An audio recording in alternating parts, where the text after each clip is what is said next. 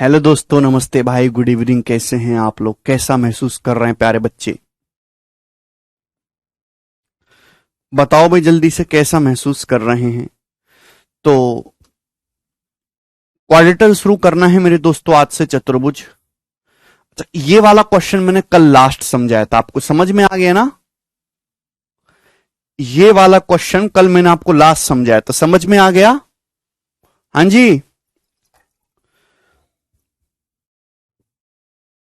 पहले मुझे यस और नो बताइए, ज्योमेट्री में भी है और मेंसुरेशन भी है। जब मेंसुरेशन आएगा तो मैं थ्योरम प्योरम प्रूफ नहीं करवाऊंगा, बस इस पे सिंपल सा क्वेश्चन करवा के आगे निकल जाऊंगा।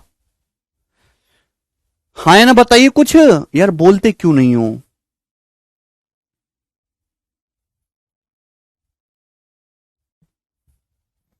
चलेगा। अब ये तो एग्जाम में आ चुका है कई बार, 93 नंबर क्वेश्चन, ठीक है ना? अब एक क्वेश्चन मेरे दोस्तों और है जो अभी तक एग्जाम में नहीं पूछा गया है। क्लियर है प्यारे बच्चों? लेकिन मैं वो भी आपको करवाऊंगा क्योंकि वो आ सकता है, बिल्कुल ऐसा ही है। चलेगा, अब आप ही मुझे बताएंगे मेरे दोस्तों क्या होगा जी। इस क्वेश्चन का आंसर समझने की कोशिश करेगा। सवाल है, let ABC be a right angle isosceles triangle with hypotenuse BC. ABC मेरे दोस्तों आपका एक राइट एंगल आइसोसेलेस ट्राइंगल है जिसका हाइपोटेनस है बीसी। इस प्रकार से समझ पा रहे हैं? आप बोलोगे हाँ जी सर, बिल्कुल समझ पा रहे हैं। भाई एबीसी मेरे प्यारे भाई आपका एक राइट एंगल आइसोसेलेस ट्राइंगल है जिसका हाइपोटेनस बीसी है। मतलब आइसोसेलेस ट्राइंगल, इसके दोनों साइड बराबर, ये एंगल 90 डिग्री का है। आप बोलोगे जी सर। अब क्या बोला गया है? Let B Q C be a semi circle away from A with diameter BC. B Q C एक सेमी सर्कल है जो कि ए से दूर है और डायमीटर बीसी है। तो आपको एक सेमी सर्कल खींचना, लेकिन ए से दूर की तरफ खींचना है। तो ऐसे खींचेगा सेमी सर्कल। सेमी सर्कल दो तरीके से खींच सकता है, इधर साइड और उधर साइड, लेकिन ए से दूर खींचना है तो हम उधर साइड लेंगे। तो ये इस प्रकार से बी क्यू सी एक सेमी सर्कल हो जाएगा ना। B Q C semi circle का आर्क है। Let BPC be an arc of a circle centred at A. BQ C एक सर्कल का आर्क है जिसका सेंटर मेरे दोस्तों पॉइंट ए पर है और बीसी और बीक्यू सी के बीच में लाई करता है। अगर ए बी की लंबाई 6 सेंटीमीटर है मेरे दोस्तों, 6, तो ये भी 6 सेंटीमीटर होगा। तो सवाल में आपसे पूछा है, बताइए कि बीपीसी और बीक्यूसी के बीच एरिया क्या इनक्लोज हो रहा है। देखिए, आप लोग सर्कल जानते हैं मेरे दोस्तों, सर्कल के दो टुकड़े कर दे तो सेमी सर्कल बन जाएगा, आधा आधा। और चार बराबर टुकड़े कर दें, चार बराबर, तो एक क्वार्टर सर्कल बन जाएगा, चतुर्थांश क्वार्टर सर्कल। तो क्वार्टर सर्कल कैसे होता है कि भाई यहां पे मेरे दोस्तों आप प्रकार की नोक रखो और इस सर्कल का आधा हिस्सा, चौथा हिस्सा खींचेंगे। तो आपको ना एक सर्कल का क्वार्टर सर्कल खींचना है, सर्कल का एक आर्क खींचना है जिसका सेंटर ओ ए पे है और बीसी और बीक्यूसी के बीच में बनना चाहिए। तो आप ए पे रखो प्रकार की नोक, अपनी कंपस की नोक, 6 सेंटीमीटर की दूरी भरो प्रकार में और आप ये चाप खींच दीजिए मेरे दोस्तों। खींचोगे तो क्या बन जाएगा? ये क्वार्टर सर्कल बन जाएगा। समझ में आया?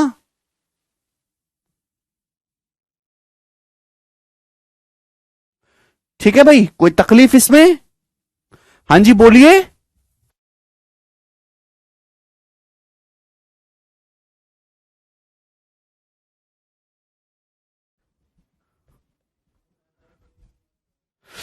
ठीक है भाई, समझ में आया आपको?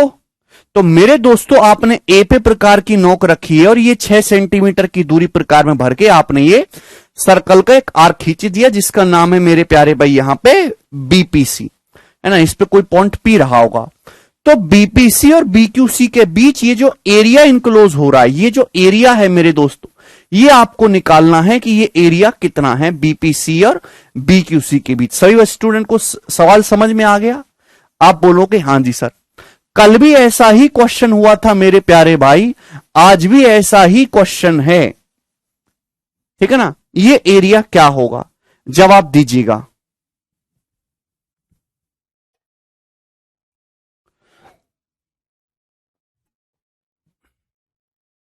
यस सचिन। अरे बोलते क्यों नहीं हो? तो मेरे प्यारे भाई, अगर आपके सामने सवाल ये अभी प्रेजेंट में नहीं आए, फ्यूचर ईयर का सवाल है, उससे आसान है इस क्वेश्चन में कि आपके पास एक राइट एंगल आइसोसेलेस ट्रायंगल है, हाइपोटेनस पे सेमी सर्कल खींचा, ए को सेंटर मान के आपने क्वार्टर सर्कल खींचा जो बीसी और बीक्यूसी के बीच में है। तो यहां पे जो शील्ड एरिया होगा, ये जो शील्ड एरिया होगा, आप इसको डायरेक्ट याद रख सकते हैं मेरे प्यारे भाई। वो क्या होगा? वो आइसोसेलेस राइट एंगल ट्रायंगल के एरिया के बराबर होगा। आइसोसेलेस राइट एंगल ट्रायंगल के एरिया के बराबर होगा, बात खत्म। शील्ड एरिया जो होगा आइसोसेलेस राइट एंगल ट्रायंगल के एरिया के बराबर होगा। राइट एंगल ट्रायंगल का एरिया क्या है? अभी ये परपेंडिकुलर बनाने वाली साइड 6 और 6, तो 6 36/2 यानी कि 18। इस क्वेश्चन का आंसर है बी ऑप्शन। ठीक है, तो 1 सेकंड में आप सॉल्व कर सकते हैं। बिल्कुल प्री में भी आ सकता है सुबादी, क्योंकि डायरेक्ट थ्योरम वाला सवाल है। ठीक है ना, कोई सॉल्व करके कैलकुलेशन तो करनी नहीं है इसमें।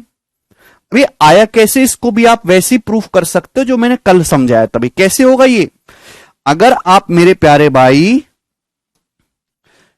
कैसे आएगा शील्डेड एरिया? अगर आप इस राइट एंगल ट्रायंगल के एरिया में, राइट एंगल ट्रायंगल की साइड 6 है भाई, अगर आप इस सेमी सर्कल का एरिया जोड़ लो, सेमी सर्कल का एरिया, और उसमें से माइनस कर दो क्वार्टर सर्कल का एरिया। क्वार्टर सर्कल का एरिया आप उसमें से माइनस कर दो, जो क्वार्टर सर्कल है, तो आपका शील्ड एरिया आ जाएगा। ठीक है ना, ये शील्ड एरिया आ जाएगा। क्लियर है?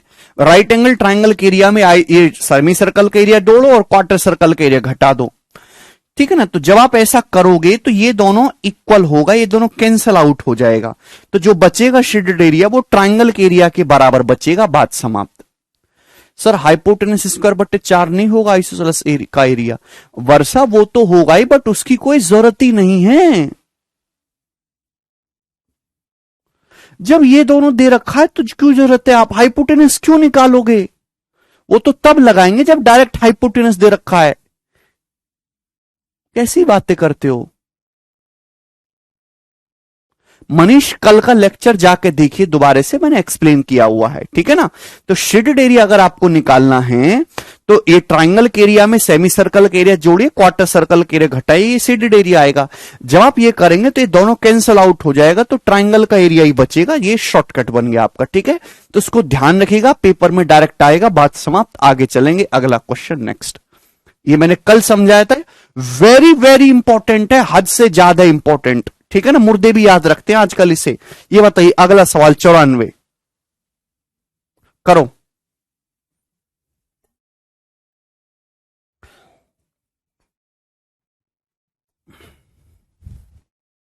जल्दी से बताइए।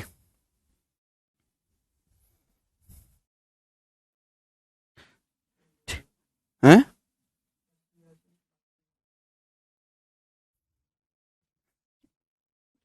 समझ में आया भाई?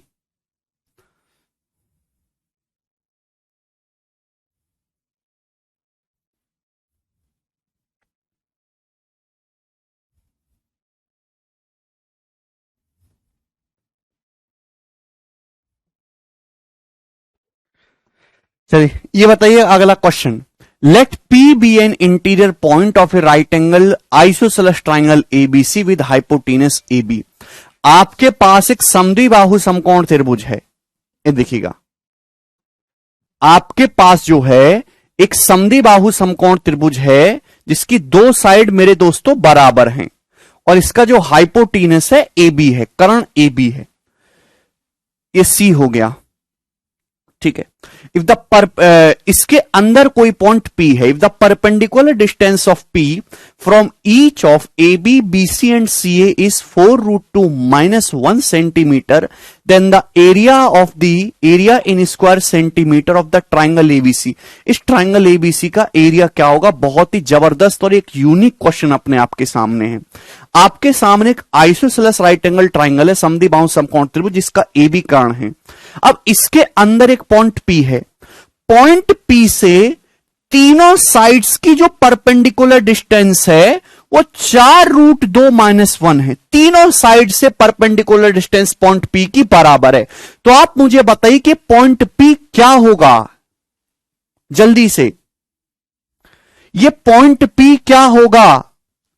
आपको नहीं लगता अगर पॉइंट पी की तीनों साइड से डिस्टेंस बराबर है तो ये जो पॉइंट पी है ये इस ट्राइंगल का इन सेंटर होगा कि नहीं होगा भाइयों? और पॉइंट पी की तीनों साइड से जो डिस्टेंस है ये इस ट्राइंगल की इन रेडियस होगी। पॉइंट पी की तीनों साइड से डिस्टेंस क्या है? ये 4 इंटू √2-1, ये क्या होगी? इन रेडियस होगी। आप बोलोगे हां जी सर बिल्कुल सही, यानी कि ये जो पॉइंट पी है ये इस आइसोसेलेस राइट एंगल ट्राइंगल का क्या है मेरे दोस्तों? इन सेंटर है। इन सेंटर ही वो पॉइंट है मेरे दोस्तों जो तीनों भुजाओं से बराबर डिस्टेंस पर होता है। ए बी बी सी ए सी से इक्वल डिस्टेंस होती है, बुद्धि लगाइएगा। और वो इक्वल डिस्टेंस क्या होते हैं? ट्राइंगल की इन रेडियस होती है। यानी कि मेरे प्यारे आपसे पूछा है ट्राइंगल का एरिया। एरिया निकालने के लिए दो तरीके, या तो साइड पता लग जाए या हाइपोटेनस पता लग जाए, एरिया आ जाएगा। अगर ये आपका इन सेंटर है तो भाई इन सेंटर से वर्टेक्स को मिलाने वाली लाइन क्या होगी? ये एंगल बाइसेक्टर होगी। आप बोलोगे हां जी सर ये एंगल बाइसेक्टर होगी। बात समझ में आ रही है? आप बोलोगे जी सर बिल्कुल सही, एंगल बाइसेक्टर होगी। कोने में स्क्वायर बनता है ना, यहां पे कोने में जो है वो स्क्वायर बनता है। पॉइंट पी की तीनों साइड से डिस्टेंस बराबर होती है, ठीक है जी, चलेगा, उसकी कोई जरूरत है नहीं बनाने की। अब एक बात आप मुझे जवाब दीजिए मेरे दोस्तों, क्या आप समझ नहीं पा रहे? ये जो P है ये इस ट्राइंगल का इन सेंटर है। अगर किसी आइसोसेलेस ट्राइंगल में लाइन एंगल बाइसेक्टर है तो भाई ये लाइन आपकी एल्टीट्यूड भी होगी, ये लाइन आपकी एल्टीट्यूड भी होगी, हाइपोटेनस को बाइसेक्ट भी करेगी। आप बोलोगे हां जी सर, भाई किसी आइसोसेलेस ट्राइंगल में अगर आप किसी समद्वि बाहु त्रिभुज में ये एंगल बाइसेक्टर खींचते हैं तो ये एल्टीट्यूड भी होती है, एंगल मीडियन भी होती है, परपेंडिकुलर बाइसेक्टर भी होती है, सब कुछ यही लाइन होती है। आप बोलोगे हां जी सर बिल्कुल सब कुछ यही लाइन होती है। यानी कि मेरे प्यारे भाई ये जो CD बन गया है ये इस ट्राइंगल की सरकम रेडियस बन गई। आप बताओ मेरे दोस्तों P जो है इन सेंटर है, इन सेंटर से हाइपोटेनस की जो डिस्टेंस है इन रेडियस है, ये इन सेंटर से हाइपोटेनस की दूरी इन रेडियस है। इन सेंटर से मेरे दोस्तों ऑर्थो सेंटर की जो दूरी होती है √2r होती है, डिस्टेंस √2r होती है। समझ में आया कि नहीं आया? भाई कोने में स्क्वायर बनता है, हालांकि उसकी कोई जरूरत नहीं है, ठीक है ना। तो ये स्मॉल r है, ये भी स्मॉल r होगी, स्मॉल r होगी, तीनों साइड से परपेंडिकुलर डिस्टेंस बराबर होगी। क्लियर है? आप बोलोगे जी सर ये r है, ये कितना होगा? √2r। तो आप मुझे बताओ यहां पे CD कितना बन गया? CD कितना बन गया? तो आपका जवाब होगा सर √2r + r, यानी कि √2 + 1r। आप बोलोगे जी सर बहुत बढ़िया। CD कितना हो गया? √2 + 1r। और सवाल के अकॉर्डिंग आपको R दे कितना रखा? यही तो ट्राइंगल की रेडियस है, तीनों साइड से परपेंडिकुलर डिस्टेंस। √2 + 1 इंटू 4 √2 - 1। आप बोलोगे जी सर बिल्कुल सही, ये √2 + 1 गुणा √2 - 1 1 हो गया, यानी कि 4 सेंटीमीटर। यानी कि जो CD है मेरे दोस्तों 4 सेंटीमीटर है। ये जो पॉइंट D है हाइपोटेनस का मध्य बिंदु हो गया। हाइपोटेनस के मिड पॉइंट से वर्टेक्स को मिलाया तो सरकम रेडियस है, सरकम रेडियस 4 है, CD 4 है, तो AD भी 4 होगा, BD भी 4 होगा, हाइपोटेनस कितना होगा? 8 सेंटीमीटर। समझ में है प्यारे बच्चे? अगर CD 4 है तो हाइपोटेनस कितना होगा? 8 सेंटीमीटर होगा। हाइपोटेनस जो होता है सरकम रेडियस का डबल होता है। यानी कि इस आइसोसेलेस ट्राइंगल का आपने हाइपोटेनस निकाल लिया 8, तो आइसोसेलेस ट्राइंगल का एरिया कितना होगा भाई? हाइपोटेनस स्क्वायर H²/4, यानी कि 16 सेंटीमीटर स्क्वायर। इस क्वेश्चन का आंसर था ए ऑप्शन। काफी ब्राइट क्वेश्चन है मेरे दोस्तों, कंसेप्चुअल। वेरी गुड तने।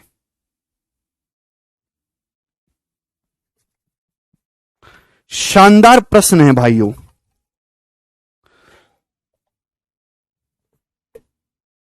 Very good Divya. 18 नहीं विकास, 16 आएगा ना।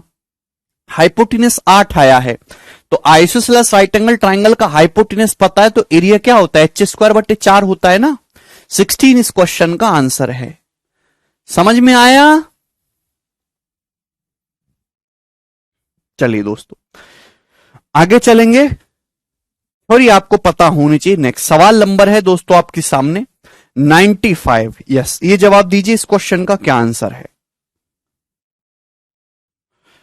चलो ये मिसलेनियस क्वेश्चन है, समाप्त होने वाला है। अब खुद कर लोगे आप, छोड़ दूं मैं ये, अगला टॉपिक शुरू करें?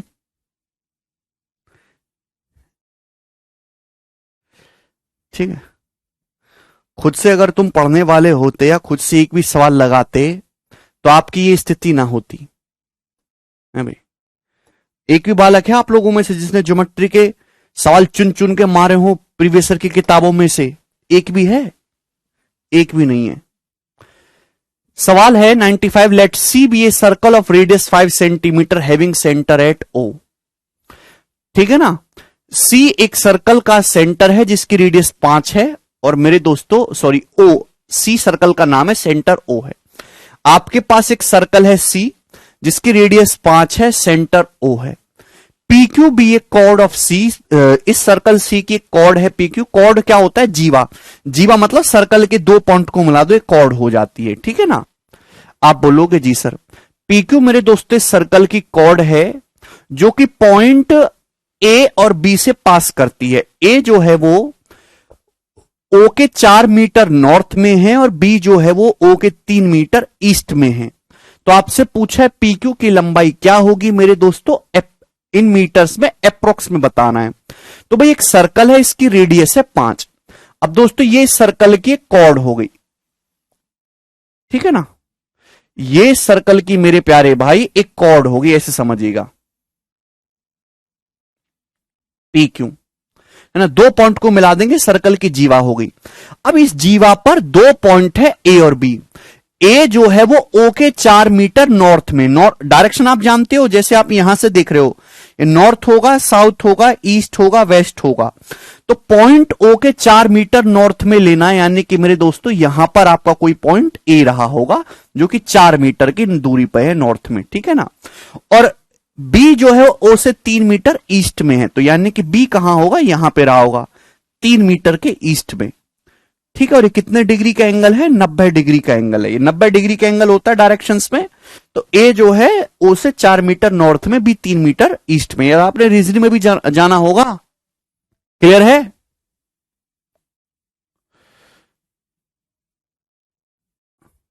कैसे पता करें कि एंगल बाइसेक्टर कहां लगेगा? अरे वाह बेटा गौतम, कैसे पता करें? हा, कैसे पता करें कि तुम्हारा नाम गौतम ही है?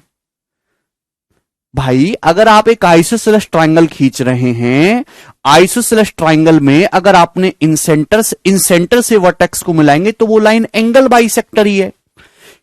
इन सेंटर क्या होता है? जहां ट्रायंगल के तीनों एंगल बाइसेक्टर मिलते हैं, इन सेंटर से वर्टेक्स को मिलाएंगे, एंगल बाइसेक्टर है। और आइसोसेलेस ट्रायंगल दे रखा है, तो आइसोसेलेस ट्रायंगल की खास बात यही होती कि वो एंगल बाइसेक्टर है, तो एल्टीट्यूड भी होगा, मीडियन भी होगा, सब कुछ वही होगा। इसमें जानने की क्या जरूरत है, तो तुम जानते ही हो। प्रीवियस ईयर के सवाल उड़ उड़ के प्रैक्टिस करो, अपने आप जानने लगेंगे। आपको बतानी है पीक्यू की लंबाई क्या होगी। चलो ये क्वेश्चन है आपके सामने, काफी बेसिक सवाल है, कोई कठिन क्वेश्चन नहीं है दोस्तों, जवाब दीजिएगा। पीक्यू की लेंथ आपको बतानी है, बिल्कुल एग्जाम का रेलेवेंट क्वेश्चन है। देखिए बस इसमें यह कंसेप्ट लगेगा एक आगे का, कि जैसे अगर आपके सामने सर्कल है कोई, अगर आपके सामने सर्कल है स्टूडेंट, ये हुआ सर्कल का सेंटर, सर्कल का सेंटर, ठीक है भाई। अगर आप सर्कल के सेंटर से किसी कॉर्ड पे परपेंडिकुलर डालते, परपेंडिकुलर, तो वो उस कॉर्ड को बाइसेक्ट आधा आधा करता है। सर्कल के सेंटर से अगर आप किसी जीवा पे 90 डिग्री परपेंडिकुलर डालेंगे तो बाइसेक्टर आधा आधा करता है। ये कंसेप्ट इसमें लगेगा दोस्तों, क्लियर है? चलेगा, ये कंसेप्ट आपको पता है, ये सवाल कर लोगे आप आसानी से। कौन बच्चा कर पा रहा है इस सवाल को? मुझे पीक्यू की लंबाई निकालनी है। आप जानते मेरे दोस्तों सेंटर है, सेंटर से अगर आप इस कॉर्ड पे परपेंडिकुलर डालेंगे 90 डिग्री तो बाइसेक्ट करेगा आधा आधा एम, यानी कि जो एम है ना प्यारे भाई, ये पीक्यू का मिड पॉइंट है। एम जो है पीक्यू का मध्य बिंदु है। मेरे प्यारे बच्चे आप सभी लोग जानते हैं कि अगर ये 4 है, ये 3 है, ये राइट एंगल ट्राइंगल देखो एओबी, तो हाइपोटेनस एबी कितना है? 5। एबी की लंबाई कितनी है? 5। तो क्या आप ओएम नहीं निकाल सकते? दोस्तों क्या आप यहां से ओएम नहीं निकाल सकते? तो आपका जवाब होगा सर राइट एंगल ट्राइंगल में 90 डिग्री वर्टेक्स से परपेंडिकुलर डाला गया, तो 4 तिया 12/5। 12/5 का मतलब 2.4 हो जाएगा। ये समझ में आया कि नहीं? क्या हो जाएगी भाई? ये P बराबर AB/C 4×12/5 2.4 आ गया OM। ये जो M होगा मेरे प्यारे भाई, ये मिड पॉइंट होगा। सवाल समाप्त मेरे प्यारे भाई, सवाल खत्म हो गया। यही आपको चाहिए था। इसकी आपको कोई जरूरत नहीं है। इसकी आपको इतनी जरूरत है जितनी देश को तुम्हारी, समझे? मतलब कोई जरूरत नहीं है। तो मेरे प्यारे भाई यहां पे कितना आ गया? 2.4 सर, 2.4 कैसे निकला? राइट एंगल ट्राइंगल की प्रॉपर्टी से। ये जो M है इस कॉर्ड का मिड पॉइंट है प्यारे भाई। का है? मिड पॉइंट है। सेंटर से परपेंडिकुलर डालते बाइसेक्ट करता है। सवाल में बोला गया है, पहली बोल दिया था कि सर्कल की रेडियस 5 है। तो क्या आपको राइट एंगल ट्राइंगल नहीं दिखाई दे रहा? पूरा सेंटर से इसको मिलाएंगे तो 5 है। सेंटर से परिधि तक की डिस्टेंस जो है रेडियस है 5। तो क्या पाइथागोरस थ्योरम से सवाल अब सॉल्व नहीं कर सकते आप लोग? उड़ उड़ के कर लोगे भाई? कोई ट्रिपलेट तो बन नहीं रहे। PM क्या आ जाएगा पाइथागोरस से? √5 का स्क्वायर माइनस 2.4 का स्क्वायर। आप बोलोगे जी सर बिल्कुल सही बात, अच्छे समझ में आ गई है। ठीक है ना? 5 स्क्वायर माइनस 2.4 स्क्वायर, 5 का स्क्वायर 25, 25 में से 2.4 का स्क्वायर 5.76 घटाएंगे तो 19.24 आएगा। 19.24 का अंडर रूट होगा मेरे प्यारे भाई आपका PM, जो कि अप्रोक्स कितना होगा? जवाब दीजिए। है भाई, जवाब दो। पाइथागोरस लगाएंगे, 90 के सामने 5 है, 2.4 है, √5 स्क्वायर माइनस 2.4 स्क्वायर, 25 में से 5.76 घटाएंगे तो 19.24 का अंडर रूट। और अप्रोक्स में आपको चाहिए, देखिए 20, आपको पता है कि 45 का स्क्वायर 20-25 होता है, तो 20.25 का अंडर रूट होगा 4.5 का स्क्वायर। भाई 4 का स्क्वायर 16 होता है, 4 से बड़ा है, 4 से बड़ा है, लेकिन 4.5 का स्क्वायर होता है 20.25, ये 19.24 है तो 4.5 से छोटा होगा। लगभग 4.3 4.4 के आसपास जाएगा। ये अप्रोक्स 4.3 4.4 के आसपास जाएगा। आप बोलोगे जी सर, यानी कि PM जो है अप्रोक्स 4.3 4.4 है, तो PQ कितना होगा? 8.8 के आसपास। एक ही ऑप्शन दिखाई दे रहा है B, और यही इस क्वेश्चन का आंसर है। सवाल समाप्त। इसे करना है।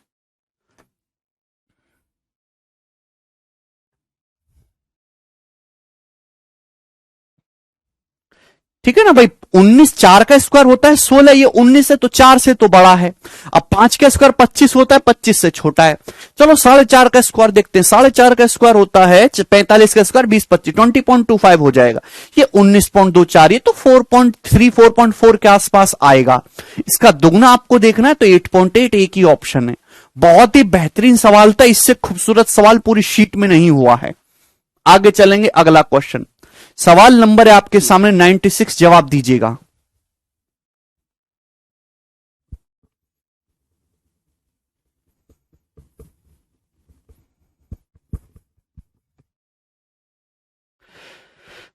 चलेगा। क्वेश्चन में यह दिया है मेरे प्यारे भाई, in the given figure below, आपके सामने चित्र दिया गया है। 2 सवाल करवाऊंगा इस टाइप के, दोनों बहुत महत्वपूर्ण हैं।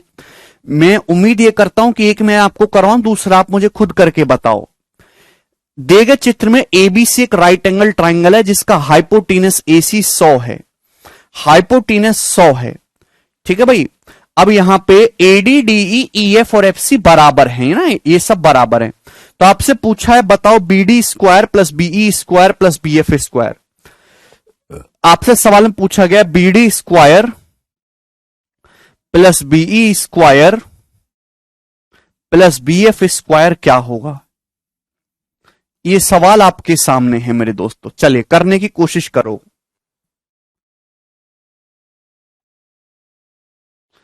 आपके सामने एक राइट एंगल ट्राइंगल है जिसमें ये वाला जो एंगल है दोस्तों, ये 90 डिग्री का है। हाइपोटीनस AC जो है मेरे दोस्तों 100 सेंटीमीटर है, 100। हाइपोटीनस 100 सेंटीमीटर है।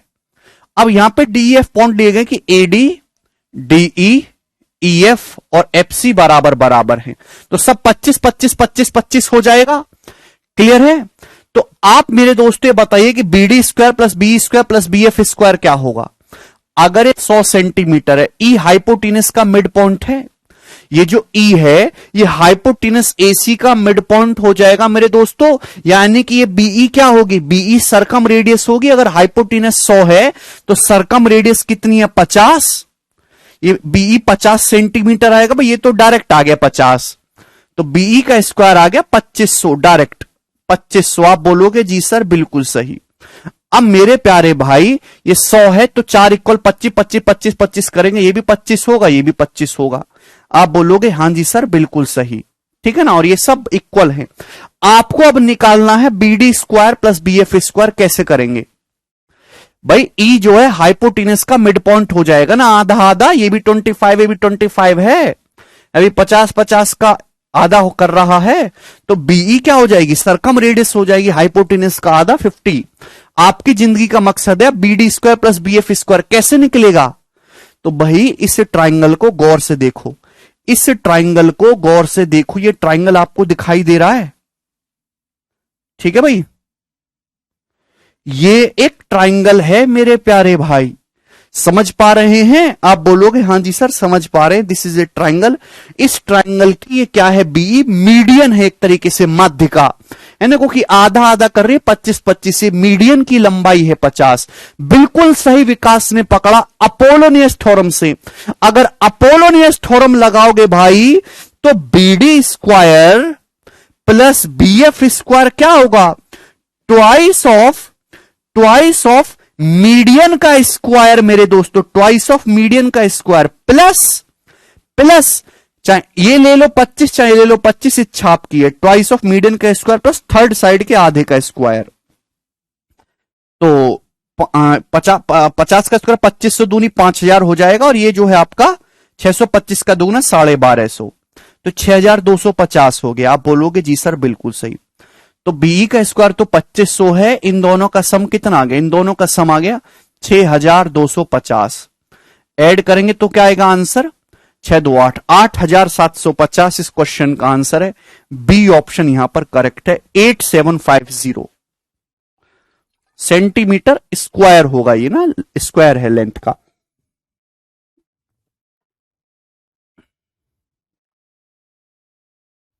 समझ में आया, आप बोलोगे जी सर बिल्कुल सही समझ में आया है। आगे चलेंगे 97 नंबर क्वेश्चन, मुझे करके बता दीजिए, मैं नहीं बताने वाला आपको, जल्दी से। सेम ही क्वेश्चन है, वो वाला तो नया सवाल था, नया नहीं, वो मॉक में बहुत ज्यादा मिलता है, ठीक है भाई। ये पेपर में पूछा गया है, बताओ जल्दी से क्या आंसर है। अब कभी तो कुछ बताया करो भाई, अपने आप करना इस सवाल को, ठीक है ना। एक मैंने आपको बता दिया, थोड़ा सा दिमाग लगाइएगा।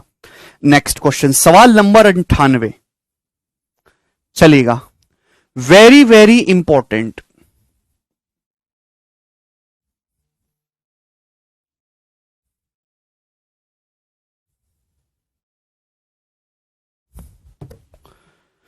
चलिए दोस्तों, वेरी वेरी इंपॉर्टेंट। इतना ज्यादा इंपॉर्टेंट सवाल है ये, इतना ज्यादा है कि शायद ही कोई सरकारी एग्जाम भारत में हो जिसमें सवाल ये ना आया हो, और मॉक टेस्ट में तो भर भर के। Find the area of triangle ABC in the given figure. आपके सामने एक राइट एंगल ट्राइंगल है जिसमें एंगल बी 90 है। ये इस राइट एंगल ट्राइंगल का जो बड़ा वाला है ब्लू सर्कल, ये इन सर्कल है, तीनों साइड को टच कर रहा है ना, ए बी को भी टच कर रहा है, बीसी को भी, एसी को भी, इन सर्कल है। अब एक छोटा सर्कल और बना दिया कोने में जिसकी रेडियस 3 है, ये 12 है। तो आपसे पूछा इस ट्राइंगल का एरिया करो। अब एरिया निकालने के लिए दो तरीके, या तो साइड पता कर लो इस ट्राइंगल की, या पेरीमीटर। पेरीमीटर का मतलब भी आपको यहां पे साइड ही पता करनी होगी, करेंगे चलिए जल्दी से। ये 90 डिग्री का है मेरे दोस्तों, जवाब दो। ये 90 डिग्री का है, ये भी टेंजेंट रेडियस के बीच में, ये भी 90 डिग्री का है। आप बोलोगे जी सर बिल्कुल सही। आप जानते मेरे दोस्तों कि अगर ये 12 है तो भाई कोने में स्क्वायर बनता है भाई। अगर इस सर्कल की जो रेडियस है, ध्यान सुनेगा, बहुत ज्यादा महत्वपूर्ण सवाल है। अगर इस सर्कल की रेडियस ये 12 है तो भाई ये भी 12 है, ये भी 12 है मेरे दोस्तों, ये भी 12 है, कोने में हमेशा स्क्वायर बनता है। आप बोलोगे हां जी सर बिल्कुल सही, 12 है, ठीक है। जब भी ट्राइंगल में मैंने आपको बताया है कि एक एंगल में दो सर्कल डाले जाते तो उनके सेंटर से टचिंग पॉइंट सब एक लाइन में होता है, याद है? तो भाई ये एक एंगल है सी, इसके अंदर ये दो सर्कल डाले गए तो उनका सेंटर्स, इन दोनों सर्कल के सेंटर्स पी क्यू, ये टचिंग पॉइंट और ये वर्टेक्स सब एक लाइन में होगा मेरे दोस्तों, कोई भेदभाव नहीं है यहां पर। आप बोलोगे हां जी सर कोई भेदभाव नहीं है, समझ में आया? आप बोलोगे हां जी सर बहुत अच्छे समझ में आया है, ठीक है ना भाई। ये वाला एंगल थीटा है तो ये एंगल भी थीटा होगा, बाइसेक्ट करेगा। जैसा पिक्चर ऊपर है वैसा ही नीचे बाइसेक्ट करता है। भूल जाओगे तो कैसे काम चलेगा? सर्कल के अंदर ये बनाओगे तो ये जो है आपका थीटा थीटा होगा। समझ में आया? आप बोलोगे हां जी सर बिल्कुल सही समझ में आया है, ठीक है भाई। चलिए अब आप मुझे बताइएगा मेरे दोस्तों यहां पे क्या होगा। अगर आप इस ट्राइंगल की साइड निकालना चाहते हैं तो कैसे निकलेगी? तरीके देखिए बहुत सारे हैं मेरे दोस्तों यहां पे करने के, 12 है, ये 12 है। अब इस बात का जवाब दीजिए। आप इस फॉर्मूले से भी निकाल सकते हैं मेरे दोस्तों कि 1 minus sine theta upon 1 plus sine theta बराबर मेरे प्यारे भाई क्या हो जाएगा? है भाई दोस्तों जल्दी से जवाब दीजिएगा, 3/12। ये बताया मैंने, किसी भी एंगल में दो सर्कल डाल दिए जाए तो R1/R2 बराबर 1 minus sine theta upon 1 plus sine theta, यानी कि 1/4, ठीक है भाई। तो 4 माइनस 1 3 बराबर मेरे दोस्तों 5 साइन थीटा आ जाएगा, यानी कि साइन थीटा की वैल्यू आ गई यहां से 3/5। साइन थीटा की वैल्यू 3/5 आ गई। आप यहां से निकाल सकते हैं, कोई बुराई नहीं है। R1/R2 बराबर 1 minus sine theta upon 1 plus sine theta से साइन थीटा के लिए मैं ट्रिग्नोमेट्री से करूंगा, सिमिलरिटी से भी आप निकाल सकते हैं मेरे प्यारे भाई। ये 12 है, 3 है, तो कोई मुझे ये बताएगा ये लेंथ कितनी होगी यहां से यहां तक की? ये लेंथ कितनी होगी बच्चों? ये वाली लेंथ, जवाब दो, ये लेंथ कितनी होगी स्टूडेंट्स? ये तो मेरे प्यारे भाई अगर आपको लेंथ निकालनी है, ये दोनों सर्कल एक दूसरे को टच कर रहे हैं, इसकी रेडियस 12, इसकी 3 है तो 15 होगी।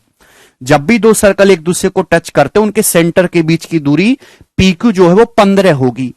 यहां से मेरे प्यारे भाई अगर आप ये परपेंडिकुलर ड्रॉप करेंगे, परपेंडिकुलर खींचेंगे, ये 3 है तो ये भी 3 होगा। ये कितना बचेगा? 9 बचेगा। तो 9 है, ये 15 तो कितना आ गया जी? 12 आ गया, 12। 9 12 15 ट्रिपलेट होता है तो ये 12 आ गई। ये लेंथ यहां से यहां तक की कितनी आ गई मेरे दोस्तों? 12 आ गई। आप बोलोगे जी सर 15 नहीं है भाई, 15 तो ये है दोनों सेंटर के बीच की डिस्टेंस, ये यहां पे टच कर रहे हैं ना, यहां पे क्लियर है? समझ में आया? तो आप यहां से परपेंडिकुलर ड्रॉप करेंगे, 3 है तो ये भी 3 होगा, पूरा 12 था तो ये 9 बचा, तो 15 है, 9 कितना आ जाएगा? 12। तो ये भी मेरे दोस्तों 12 आ गया। आप बोलोगे हां जी सर बिल्कुल सही, अच्छे से बात समझ में आ गई, इसमें कोई भी बुराई नहीं है, ठीक है ना। ये मैंने आपको कल समझाने के लिए करा। 12 आ गई, समझ में आया? अब बताओ मेरे दोस्तों ये लेंथ कितनी होगी? ये वाली लेंथ, ये वाली लेंथ यहां से यहां तक की कितनी होगी? भाई इतना टाइम नहीं लगाते हैं। ये रेशियो कितने का है? राइट एंगल के अंदर राइट एंगल सिमिलर है, 3 बार है, 1/4 का रेशियो, 1/4 का, 3 बार है, 1/4 का रेशियो है भाई। किसका रेशियो? 3/12, 1/4 का रेशियो है। अगर 1/4 का रेशियो तो ये भी 1/4 का रेशियो होगा, ये भी 1:4 का रेशियो होगा, तो बचेगा कितना? 3। 3 की वैल्यू 12 है तो 1 की वैल्यू 3 सेंटीमीटर, 3 होगी मेरे प्यारे भाई, सॉरी 4, 4 होगी लेंथ, 4। समझ में आ गया? आप बोलोगे हां जी सर समझ में आ गया, कोई बुराई नहीं, सिमिलरिटी से निकाला मैंने, सिमिलरिटी से, ठीक है ना। क्लियर है? कोई दिक्कत नहीं, कोई परेशानी नहीं, समझ में आ गया? हां जी, आप बोलोगे जी सर बिल्कुल समझ में आ गया, ठीक है। तो मेरे प्यारे भाई ध्यान से सुनिएगा, बहुत प्यार से। आपको ये बात, पहले तो आपने लेंथ निकाली 12, सिमिलरिटी से आपने 4 निकाली, तो मुझे पूरी साइड BC पता चल गई, 12 12 24 4 28, तो जो पूरी साइड है 28 सेंटीमीटर है। मुझे इस राइट एंगल ट्राइंगल की पूरी साइड पता चल गई 28 सेंटीमीटर, ठीक है ना। अब मेरे प्यारे भाई इस राइट एंगल ट्राइंगल की अगर ये साइड AB भी पता लग जाए तो सॉल्व हो जाएगा। अगर साइड AB भी पता लग जाए तो वो आप पाइथागोरस में भी निकाल सकते हो या हिट एंड ट्रायल भी कर सकते हो मेरे प्यारे भाई। अगर एक साइड 28 है राइट एंगल ट्राइंगल की, इन रेडियस 12 है, तो मैं ट्रिपलेट गैस कर सकता हूं कि कौन सा ट्रिपलेट लगा होगा। 28 साइड कौन से ट्रिपलेट में आती है भाई? एक ही ट्रिपलेट बचा है दुनिया में, 7 24 25। कहीं इसका 4 गुना तो नहीं कर दिया है? 7 24 25 का 4 गुना करोगे तो ही तो एक साइड 28 बनेगी। 7 24 25 की अगर आप इन रेडियस निकालोगे तो कितनी आती है? 7 प्लस 24 माइनस 25/2 3 आती है। आपने यहां पे 4 गुना किया है तो इन रेडियस भी 4 गुना होगी मेरे दोस्तों, यानी कि 12। यानी कि बिल्कुल ठीक बैठ रहा है यहां पे। 7 24 25 का ट्रिपलेट यहां पे फिट बैठ रहा है, उसका 4 गुना किया गया है। ये 7 चौक 28 है तो ये साइड होगी 24 चौका 96, 96 सेंटीमीटर मेरे प्यारे भाई ये वाली साइड होगी। ठीक है, आप बोलोगे हाँ जी बहुत बढ़िया, तो एरिया होगा इस ट्राइंगल का 1/2, 28 गुणा 96। आप बोलोगे बहुत बढ़िया, 2 से 28 जाएगा मेरे दोस्तों 14 बार, यानी कि 1400 से 56 कम आएगा, 1344 सेंटीमीटर स्क्वायर। इस क्वेश्चन का आंसर है डी ऑप्शन करेक्ट है।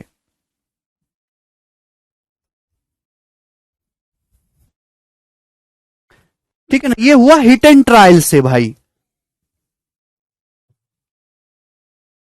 कि ट्रिपलेट भी मैच कर रहा है, इनरेडियस भी मैच कर रही है। यहां पे हमने गैस कर लिया। अगर आप नहीं गैस कर पा रहे कि क्या ट्रिपलेट, और आपको एग्जैक्टली सॉल्व करना हो, भाई ये साइड आपकी 28 सेंटीमीटर है, आपको ये साइड निकालनी है मेरे प्यारे भी, कैसे निकालोगे अगर आपको कैलकुलेट ही करनी है? चलिए भाई, ये दोनों साइड में क्या रिलेशन है? परपेंडिकुलर बटे बेस, परपेंडिकुलर बटे बेस का रिलेशन है। आप बोलोगे हाँ जी सर बिल्कुल सही, ठीक है ना। यानी कि अगर मुझे ये एंगल कितना है 2 थीटा, अगर टेन टू थीटा पता लग जाए तो सवाल सॉल्व हो जाएगा आसानी से। टेन टू थीटा कि टेन होता है मेरे दोस्तों परपेंडिकुलर बटे बेस, लंब बटे आधार, ये पूरा एंगल थीटा थीटा 2 थीटा है। क्या टेन टू थीटा से नहीं कर सकते भाई? यहां से टेन थीटा कितना निकल रहा है, जवाब दीजिए। टेन थीटा की वैल्यू जो है मेरे प्यारे भी, यहां से कितने, थीटा के सामने 3 है, ये 4 है, परपेंडिकुलर बटा बेस 3/4 है। छोटे राइट एंगल को गौर से देखोगे इस वाले को, थीटा के सामने की साइड 3 परपेंडिकुलर है, 4 बेस है, टेन थीटा 3/4 है।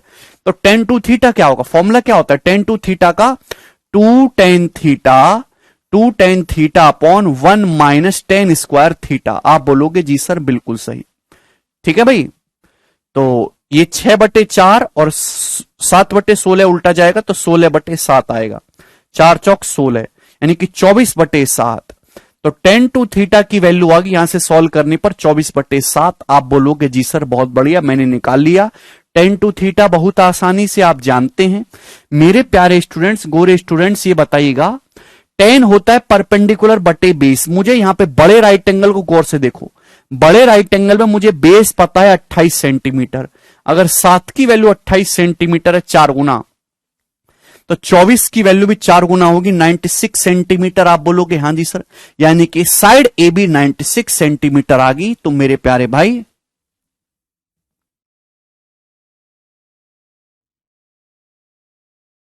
अरे विश्वजीत कभी पढ़ भी लिया करो भाई, शुरू से लेके आखिर तक एक एक चीज जब करोगे तो होगा। आप क्या चाहते हो कि एक एक सवाल पे आधा आधा घंटा खराब किया जाए? ऐसे तो कभी सिलेबस नहीं होने वाला। कौन सी ऐसी बात है इसमें जो आपको पहले ना पढ़ा रखी हो?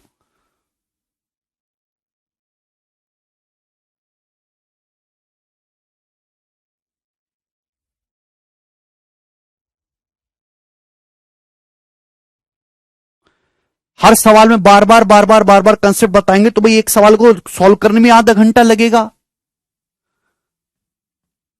जब आपको टेन थीटा पता है तो टेन टू थीटा, आपको ट्रिपलेट याद नहीं है, कुछ नहीं आना, आपको सिमिलरिटी लगानी आती है ना, आपको रेडियस का फॉर्मूला याद है। क्या कर रहे हो फिर यहां पे? उम्मीद ये करता हूं कि सारी मेहनत मैं ही करूं, खुद से कुछ ना करना पड़े। अब खुद से भी तो कुछ मेहनत करोगे घर पे जाके। क्या आपने घर पे बैठ के सवाल में आधा घंटा खराब किया अपना?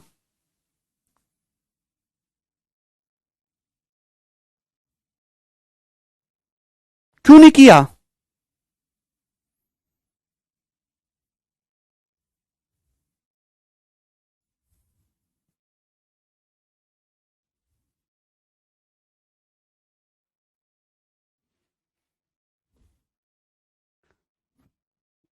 मैंने आपको दो तरीके बताए, एक तो गैस करने वाला कि आप यहां पे एक साइड 28 आ गए तो 28 को शक्ल देख के आपने डायरेक्ट जो है गैस कर लिया, ठीक है ना। 7 24 25 ट्रिपलेट आता है, तो यहां पे 28 है 4 गुना। आपके मन में डाउट आ सकता है कि अगर सपोज ये सेट नहीं होता तो 28 का दूसरा ट्रिपलेट जो निखिल कह रहा है 28 45 53, उसको चेक करके देखते।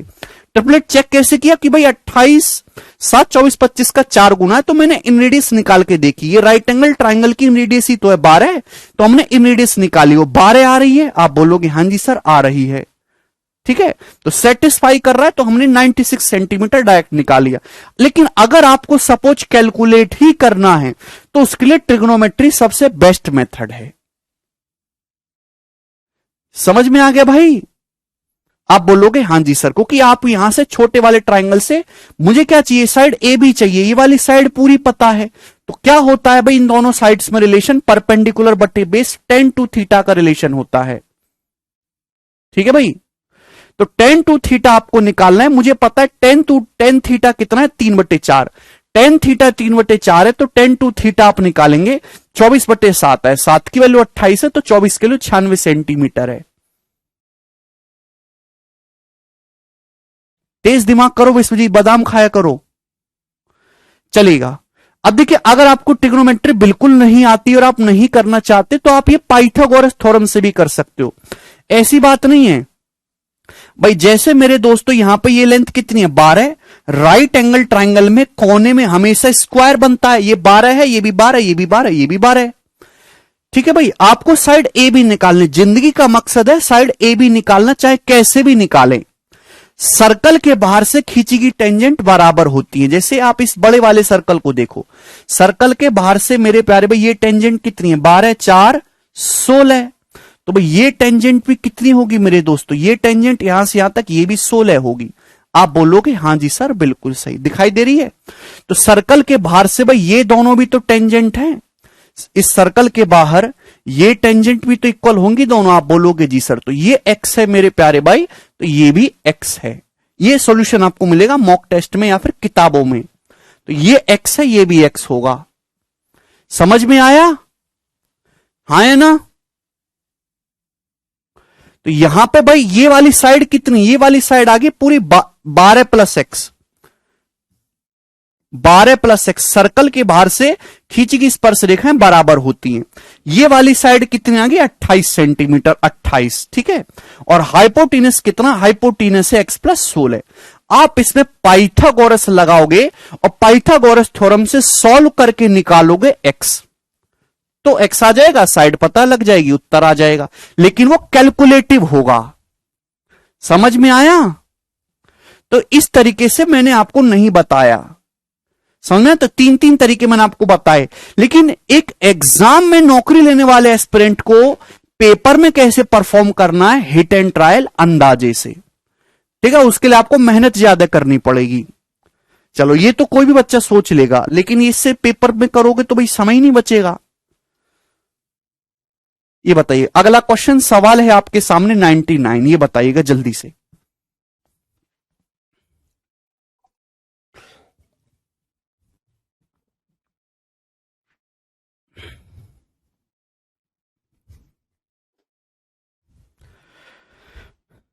नाउ जल्दी से बताओ मेरे प्यारे भाई, वेरी वेरी इंपॉर्टेंट कंसेप्ट है, ठीक है। पहले कंसेप्ट बताता हूं, फिर उसके बाद सवाल करेंगे, ठीक है ना। ध्यान रखिएगा, ये ज्योमेट्री मेंसुरेशन दोनों में ही कंसेप्ट है। अच्छा, मेरी बात को ध्यान से सुनिएगा मेरे प्यारे भाई। अगर मैं आपके सामने राइट एंगल ट्राइंगल बनाता हूं स्टूडेंट्स, कि मैंने आपके सामने राइट एंगल ट्राइंगल बनाया, ठीक है, और ये जो है इस राइट एंगल ट्राइंगल का इन सर्कल है, ये जो है इस राइट एंगल ट्राइंगल का इन सर्कल है। तो आप मुझे बताओ भाई, ये साइड है P, ये है B, और ये है इसका है हाइपोटेनस H, ये 90 डिग्री है। इस राइट एंगल ट्राइंगल के इन सर्कल की रेडियस है स्मॉल r। तो स्मॉल r क्या होता है, फॉर्मूला क्या है, P plus B minus H बटे 2। बोलो, यही फॉर्मूला है। आप बोलोगे जी सर बिल्कुल सही। तो क्या इस बात को मैं ऐसे लिख सकता हूं, P, ये मैंने पहले भी बताया है, P plus B plus H -2h/2। आप बोलोगे जी सर बिल्कुल सही, लिख सकते हैं, ठीक है ना। अरे बोलिए, -h को h -2h लिख सकते हैं। अब देखिए ये अलग हो जाएगा, ये अलग। P plus B plus H को 2 से भाग करेंगे, सेमी पेरीमीटर आ जाएगा। P plus B plus H मतलब तीनों साइड के सम का आधा, पेरीमीटर का आधा, सेमी पेरीमीटर। और 2h/2 करेंगे तो h आएगा मेरे प्यारे भाई। यानी कि स्मॉल r जो होगा मेरे दोस्तों वो क्या होगा, s - h। ये कंसेप्ट बनता है। आप बोलोगे जी सर बहुत बढ़िया, बात समझ में आ गई। किसी स्टूडेंट को इसमें कोई डाउट तो नहीं? ठीक है, इस पे सवाल भी हुए हैं कई सारे। स्मॉल r बराबर s - h या s - 2r। हाइपोटेनस क्या होता है, सरकम रेडियस का डबल होता है। अच्छा भाई, मैंने आपको यह भी बताया है कि अगर हम आपके सामने ट्राइंगल बनाते हैं, एक ट्राइंगल बनाते हैं, ठीक है भाई, तो ये जैसे ट्राइंगल है मेरे प्यारे भाई, इसकी साइड है ए बी और सी, याद होगा आपको। अगर इसकी ट्राइंगल की दो साइड को आगे बढ़ाया जाए है भाई और इनका बाइसेक्टर खींचा जाए, ठीक है, तो उस बाइसेक्टर को सेंटर मान के मेरे प्यारे भाई मैं इस ट्राइंगल का एक एक्सो सर्कल खींच सकता हूं ना, एक एक्सो सर्कल, बाह्य वृत्त हम खींच सकते हैं, एक्स सर्कल। तो इस एक्स सर्कल की अगर मुझे रेडियस निकालनी हो आर डैश, तो कैसे निकालेंगे बच्चों, जवाब दो। क्या फंडा बताया था, याद है किसी को कि सब भूल गए? मैंने बोला था एक ही सवाल आता है पेपर में बार बार। त्रिभुज के बाह्य वृत्त की त्रिज्या, तीन साइड पे तीन बाह्य वृत्त बनेंगे। ट्राइंगल है एबीसी ले लिया मैंने, उसकी दो साइड्स को आगे बढ़ाया है, आगे बढ़ाने पे जो आपके एक्सटीरियर एंगल है उनके बाइसेक्टर खींचेंगे, जहां मिलेंगे वो एक्सो सेंटर होगा। तो उससे आप एक सर्कल खींच सकते हैं। कैसा सर्कल है, जो ट्राइंगल की साइड, इस ट्राइंगल की साइड ए को टच कर रहा है। त्रिभुज की किस भुजा को टच कर रहा है, त्रिभुज की भुजा ए को टच कर रहा है।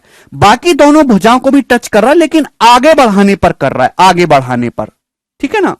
तो आर डैश क्या होगा, डेल्टा बटे एस माइनस ए। आप बोलोगे हां जी सर बहुत बढ़िया, ये याद है, आर डैश बराबर डेल्टा बटे एस माइनस ए। विश्वजीत तुमको याद है ये कि भूल गए? आर डैश बराबर डेल्टा बटे एस माइनस ए, एरिया का स्क्वायर। कैसे बालक हो भाई निखिल? आर डैश बराबर डेल्टा बटे एस माइनस ए, समझ में आया? हां जी, कुछ तो बोलो स्टूडेंट्स, कुछ तो बोलो। चलिएगा, मैं आपको समझाना चाहता हूं यहां से गोल्डन कंसेप्ट।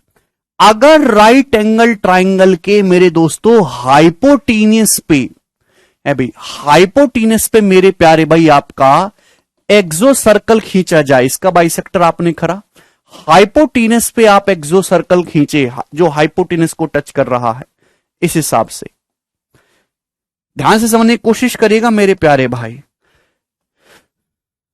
ओके सॉरी,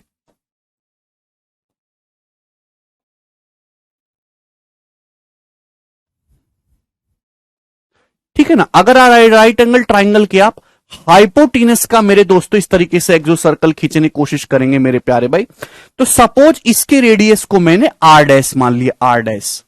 समझने की कोशिश करिएगा मेरे दोस्तों, जिस साइड पे है वो एस में से माइनस रहता है। हां विश्वजीत वेरी गुड। चलो अब आप मुझे बताओ कि इसकी रेडियस क्या होगी। मैंने राइट एंगल ट्राइंगल का इनसर्कल खींचा है, मैंने राइट एंगल ट्राइंगल के हाइपोटीनस को टच करने वाला एक सर्कल खींचा है, तो इस एक्स सर्कल की रेडियस क्या होगी? तो आपका जवाब होगा सर एक्स सर्कल की रेडियस होगी आर डैश बराबर डेल्टा बटे एस माइनस हाइपोटीनस को टच कर रहा है माइनस एच। आप बोलोगे जी सर बिल्कुल सही, आर डैश बराबर डेल्टा बटे एस माइनस एच।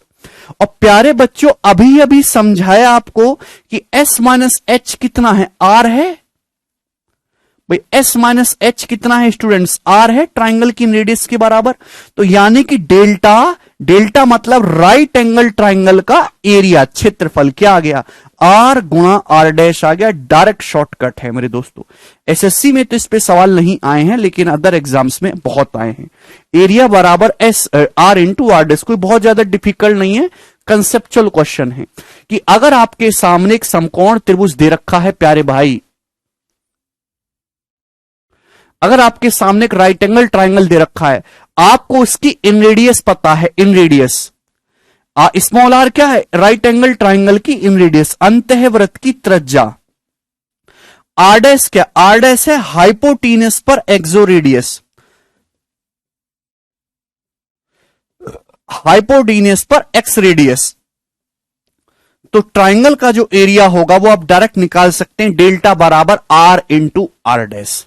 समझ में आया? आप बोलोगे हां जी सर बिल्कुल समझ में आया है, कोई परेशानी नहीं है, चलेगा। अब ये वाला सवाल मैं आपसे उम्मीद करता हूं कि आप करके बता देंगे।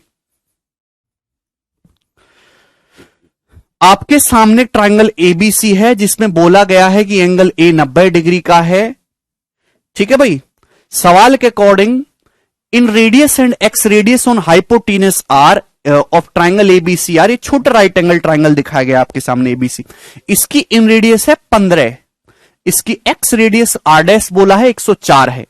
साइड AB की जो लंबाई है वो 80 है, AB की जो लंबाई है 80 है। आपसे पूछा है साइड AC की लंबाई, यानी कि ये लेग्स आपसे पूछे, दिखाई दे रहा ना चित्र, AC की लंबाई पूछिए, करो भाई, आसानी से हो गया, सवाल में कुछ है ही नहीं।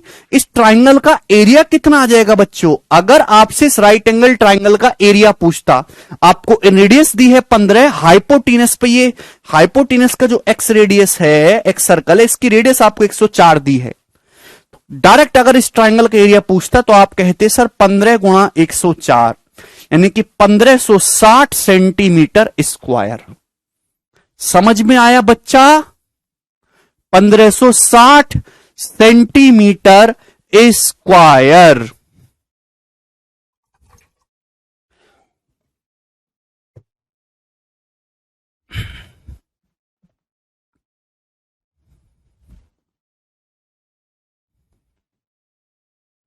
ठीक है, लेकिन मेरे प्यारे भाई आपसे ही नहीं पूछा, आपसे पूछा एसी।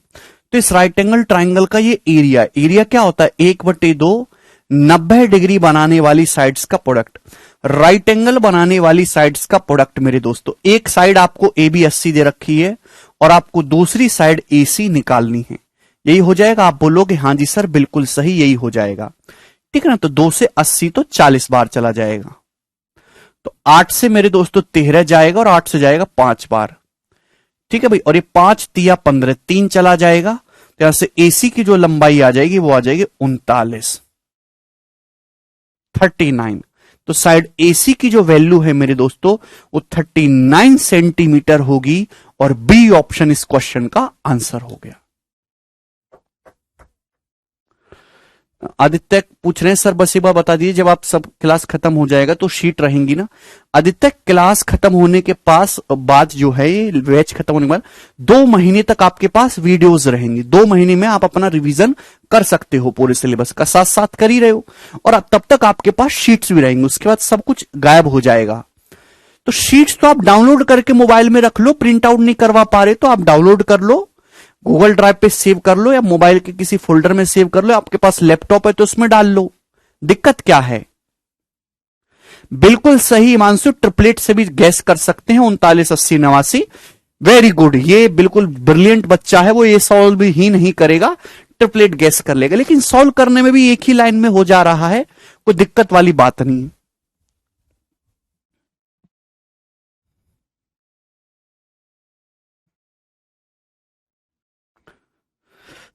चलिए कर लेंगे दोस्तों, आप बोलोगे हां जी सर कर लेंगे। अगला सवाल, सवाल नंबर है मेरे दोस्तों आपके सामने 100, करो।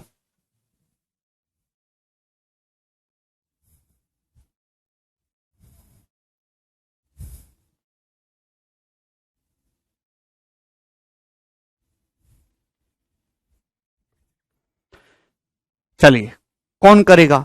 देखिए ऐसा सवाल मेरे दोस्तों, ये क्वेश्चन हद से ज्यादा इंपॉर्टेंट है, ठीक है ना।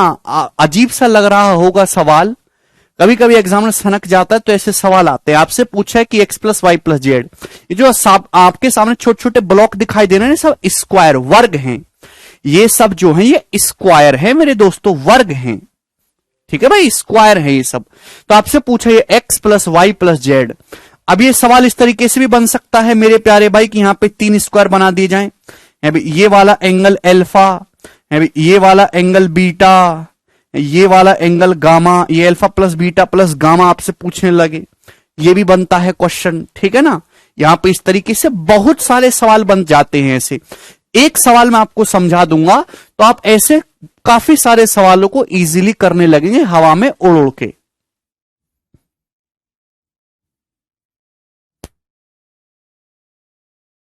X plus Y plus Z, देखिए आपको ये निकालना, ये सब स्क्वायर हैं बच्चों, ठीक है ना। ये दोनों जब बराबर हैं तो ये तो 45 डिग्री तो हो ही गया। एक्स आप बोलोगे जी सर इसमें तो कोई दिक्कत ही नहीं, भाई स्क्वायर का जो डायगोनल है आधा आधा करता है 45 डिग्री, मतलब आपको केवल y प्लस जेड निकालना है कि y प्लस जेड कितना होगा। तो ऐसे सवालों को करने का बेस्ट तरीका होता है ट्रिग्नोमेट्री। अगर थोड़ी देर के लिए मैं कहूं यहां पे कि इस स्क्वायर की जो साइड है वो 1 है, 1 मान लू मैंने थोड़ी देर के लिए स्क्वायर की साइड, तो लेंथ कितनी आ जाएगी, 2 साइड होगी ना, एक और एक 2, ये 2 आ गया। तो आप यहां से 2 दे रखा है, 1 दे रखा है, क्या इजीली निकाल सकते हैं, 10y आप इजीली निकाल सकते हैं जो कि हो जाएगा 2। समझ में आप बोलोगे जी सर। इसी प्रकार से मैंने स्क्वायर की जो साइड है इसको 1 मान लिया, 1, ये 1 है, तो आप बताओ ये लेंथ कितनी आएगी, तो आपका जवाब होगा सर 1 1 1, ये लेंथ आ गई 3। राइट एंगल ट्राइंगल है ना स्टूडेंट, तो यहां से क्या निकलेगा, परपेंडिकुलर बटे बेस, टेन जेड की वैल्यू मेरे प्यारे भी यहां से कितनी आ जाएगी, 3 आ जाएगी। कोई दिक्कत, कोई प्रॉब्लम। तो आपको x का मान तो पता है, y और z निकालना है, कैसे निकलेगा, आपको 10y पता है, 10z पता है, तो भाई आपको यहां पे लगाना है 10y प्लस z। क्लियर है, आप बोलोगे जी सर बहुत बढ़िया।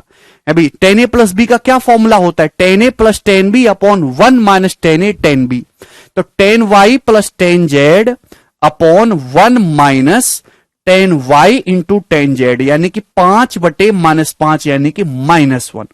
तो यानी कि tangent of y plus Z यहां से -1 आ गया। और -1 किसकी वैल्यू होती है, 135 डिग्री की वैल्यू होती है। 10 45 एक होता है और 10 135 डिग्री -1 होता है। तो y प्लस जेड जो है 135 डिग्री आ गया, 135 डिग्री। ठीक है भाई, आप बोलोगे जी सर यानी कि x 45 है, इन दोनों का सम 135 है, तो कितना आ गया, बी ऑप्शन 45 प्लस 135, 180 डिग्री इस क्वेश्चन का आंसर हो गया। बहुत ही प्यारा सवाल है, एक शानदार सवाल है। तो इस टाइप के आपको बहुत सारे सवाल देखने को मिलेंगे, रेक्टेंगल में भी उसमें भी आप हर एक सवाल को इस प्रकार से आसानी से कर पाओगे। समझ में आ रहा है, ट्रिग्नोमेट्री के इस्तेमाल करके मुझे आपको एक ट्रिक, ये कंसेप्ट समझाना था। आगे चलेंगे, 101वां सवाल आप खुद से करने की कोशिश करिएगा मेरे दोस्तों, एक तगड़ा क्वेश्चन है, चलेगा, लास्ट में आपको बताऊंगा, समाप्त है। 102 बनाइए।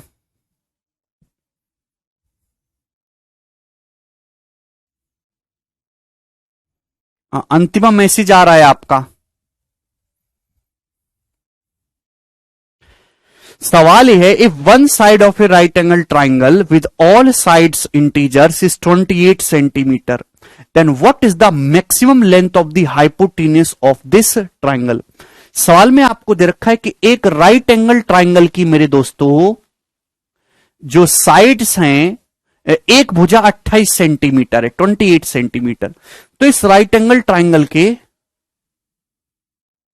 हाँ 10a प्लस बी का फॉर्मूला ही तो लगाया बेटा, बोलता तो हूं शांत, हर चीज बोर्ड पर थोड़ा ना लिखेंगे। 10a प्लस बी का formula 10a plus 10b upon 1 minus 10a 10b, वो लगाया है।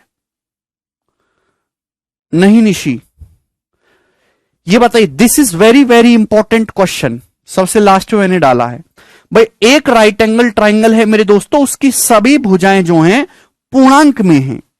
इसकी एक भुजा 28 सेंटीमीटर, राइट एंगल ट्राइंगल है, इसकी एक भुजा 28 सेंटीमीटर है। तो आपसे पूछा है बताओ इसका पेरीमीटर की मैक्सिमम लंबाई क्या होगी, कर्ण की अधिकतम लंबाई क्या होगी, करो।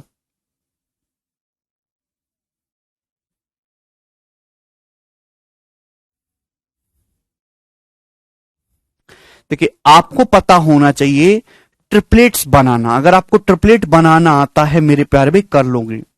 एक्चुअली जो हम ट्रिपलेट बनाते हैं ना 3 4 5 है ना, 5 12 13 जो ट्रिपलेट होते हैं मेरे दोस्तों, ये मैक्सिमम होते हैं, जिसमें सबसे छोटी साइड क्या है 3, सबसे छोटी साइड क्या है ये 5। तो ये जो सबसे छोटी साइड है इसको लेके मैक्सिमम साइज के ट्रिपलेट होते हैं। ये ट्रिपलेट बनते कैसे, ये आते कहां से हैं भाई? मैंने आपको पढ़ाया, शुरुआत में बताया था कि एक्स स्क्वायर माइनस 1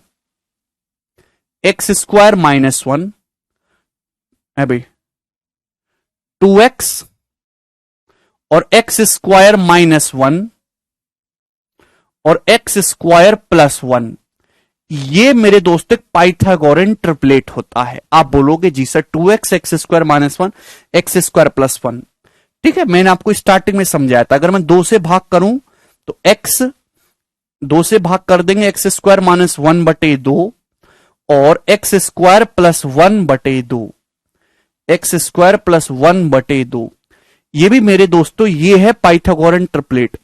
आपको जिस संख्या का ट्रिपलेट्स बनाना है आप यहां x की जगह रखते जाइए और आपके ट्रिपलेट्स आते जाएंगे। आप बोलोगे जी सर बहुत बढ़िया, ये तो हमें पता ही नहीं था, ठीक है ना।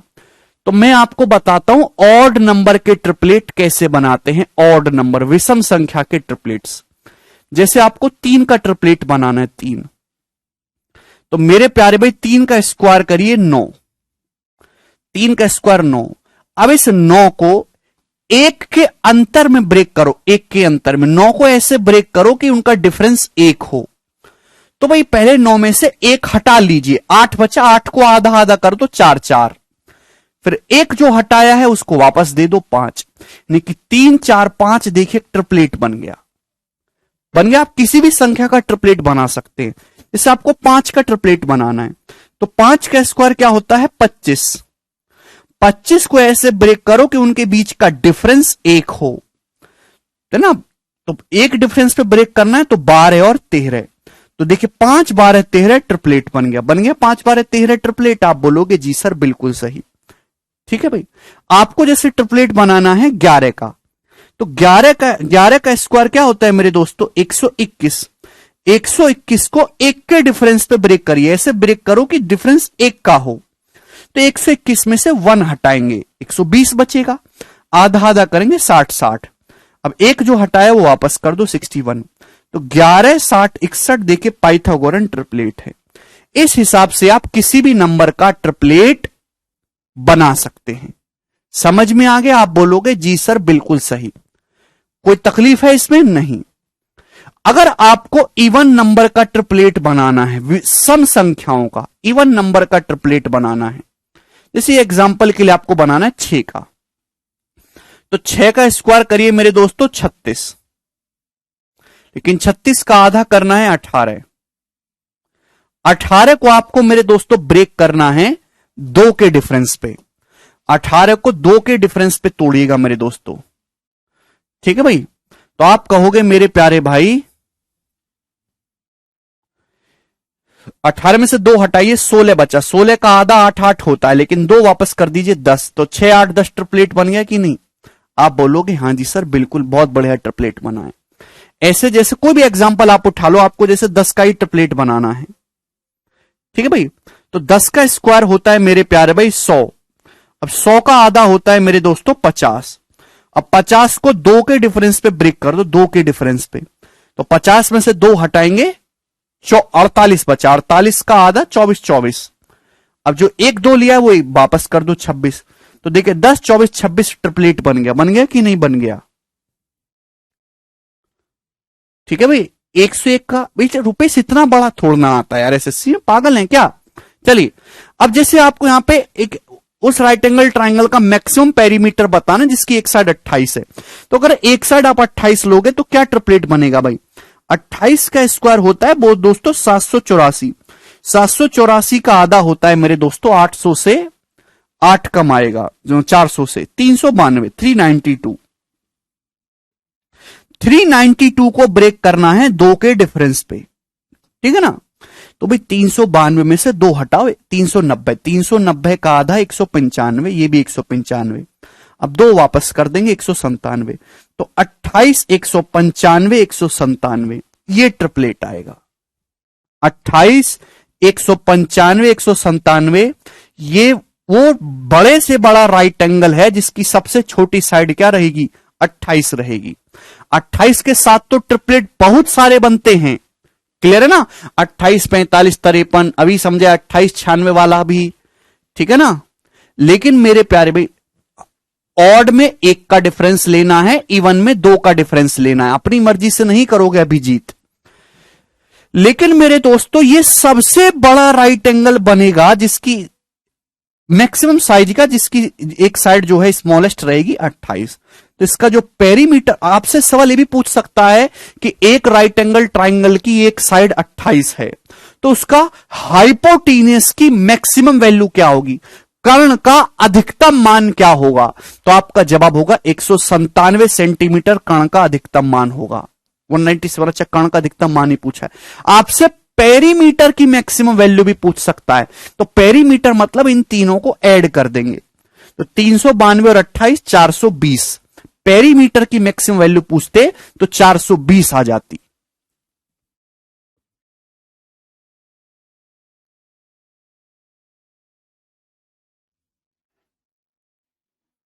अरिस्टोक्रेट कह रहे 28, 45, 53 कैसे आएगा सर। अरिस्टोक्रेट वो रेंडम नंबर्स हैं, ठीक है ना, रेंडम है।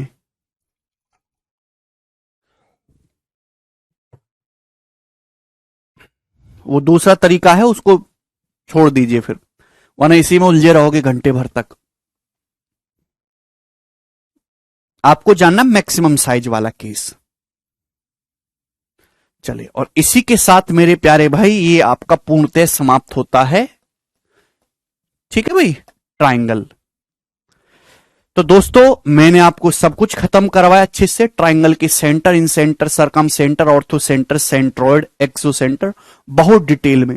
एक भी ऐसा कंसेप्ट नहीं है जो मैंने आपको ना बताया हो एसएससी लेवल पे। कंसेप्ट तो अभी लाखों बाकी हैं, लाखों, एक दो नहीं, लेकिन एसएससी लेवल पे या उससे अपर लेवल पे भी थोड़ा सा कुछ भी कंसेप्ट बाकी नहीं है। जो कंसेप्ट का प्रूफ भी जरूरी था वहां पे मैंने आपको प्रूफ भी बताया है। जो केवल रट लेने थे मेरे प्यारे भाई, वो मैंने दोस्तों आपको केवल रटवा दिए हैं, नहीं निशी। और ट्राइंगल सिमिलरिटी भी हमने बहुत, क्वेश्चन की प्रैक्टिस में कोई कमी नहीं छोड़ी है, ठीक है ना, प्रैक्टिस हमने दबा के करी है। Equilateral triangle, isosceles triangle, right angle triangle, तीनों को अलग से भी डिस्कस करा है, कुछ भी चीज बाकी नहीं है। किसी को कोई संदेह तो नहीं, सबको मजा आया, एंजॉय करा सभी लोगों ने। चलिए, वेरी गुड। अब सब लोग अपनी कॉपी में हेडिंग डालेंगे मेरे दोस्तों, क्वाड्रिलेटरल चतुर्भुज। सब लोग अपनी कॉपी में हेडिंग डाल लेंगे क्वाड्रिलेटरल चतुर्भुज।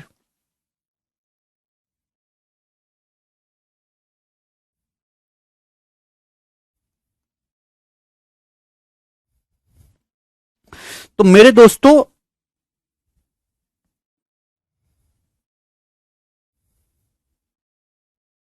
बिल्कुल सीडीएस का आप सवाल करके देखिएगा, पिछला एक भी सवाल ऐसा नहीं है जो आपसे ना बने, ठीक है ना। अब आपको पढ़ना है क्वाड्रिलेटरल, ठीक है ना। तो आपके सिलेबस में क्या है, स्क्वायर वर्ग, रेक्टेंगल आयत, पैरेललोग्राम समांतर चतुर्भुज, रोम्बस सम चतुर्भुज, ट्रेपेजियम समलंब चतुर्भुज, ठीक है ना। अभिजीत कह रहे हैं सर आपके बुक में क्वेश्चंस बहुत कम है। अभिजीत, बुक में क्वेश्चन बहुत ज्यादा करेंगे तो बुक हो जाएगी इतनी मोटी, सॉल्यूशन के साथ लिमिटेशन होती है देखिए हर चीज को करने की। प्रीवियस ईयर में तो 2400 सवाल है, 2600 ही रहेंगे, अपनी तरफ से थोड़ा ना पैदा करेंगे मेंस के, ठीक है ना। प्री के क्वेश्चंस ज्यादा बनते हैं ना, मेंस के तो लिमिटेड सवाल होते हैं भाई। चलो, क्वालिटरल। अब देखिए मेंसुरेशन की भी कुछ चीजें इसी में साथ साथ बताता चलूंगा मैं, ठीक है ना। मेंसुरेशन में हम फिर सीधा सवाल उड़ाएंगे क्योंकि थ्योरी जो है ज्योमेट्री में हो रही है, इसलिए थोड़ा टाइम ज्यादा लग रहा है। सबसे पहले क्वालिटरल में आपको पढ़ना है मेरे प्यारे भाइयों स्क्वायर यानी कि वर्ग। स्क्वायर यानी कि वर्ग, ठीक है दोस्तों। चलिए जवाब दीजिए, स्क्वायर क्या होता है प्यारे भाई। What is square. स्क्वायर क्या होता है? ठीक है, सब लोगों ने कॉपी में हेडिंग डाल ली अपने में, स्क्वायर। हाँ जी, डाला।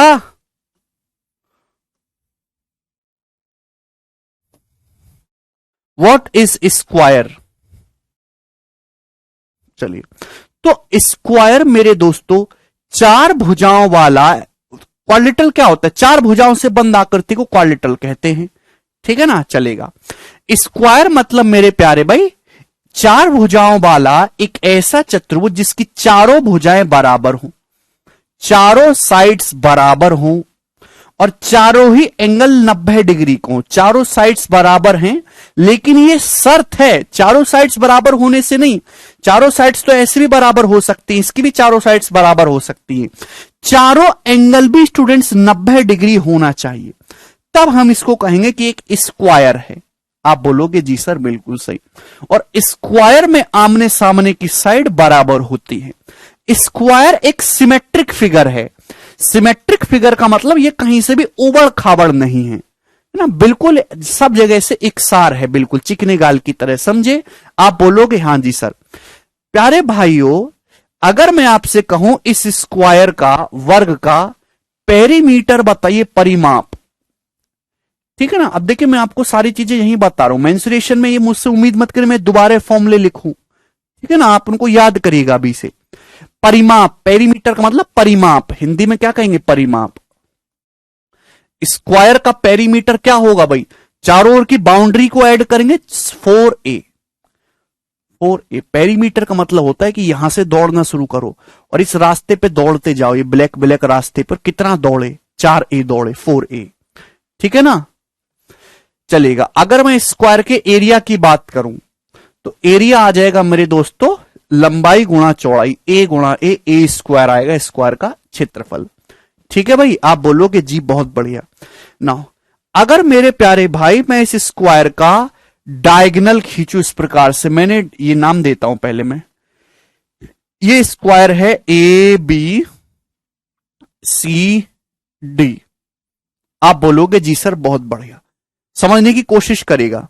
अगर मैं इस स्क्वायर का मेरे दोस्तों डायगोनल खींचूंगा एसी, डायगोनल, डायगोनल का मतलब मेरे दोस्तों अपोजिट साइड को मिला दीजिए, ये खिंच जाएगा। आप बोलोगे जी सर बिल्कुल सही।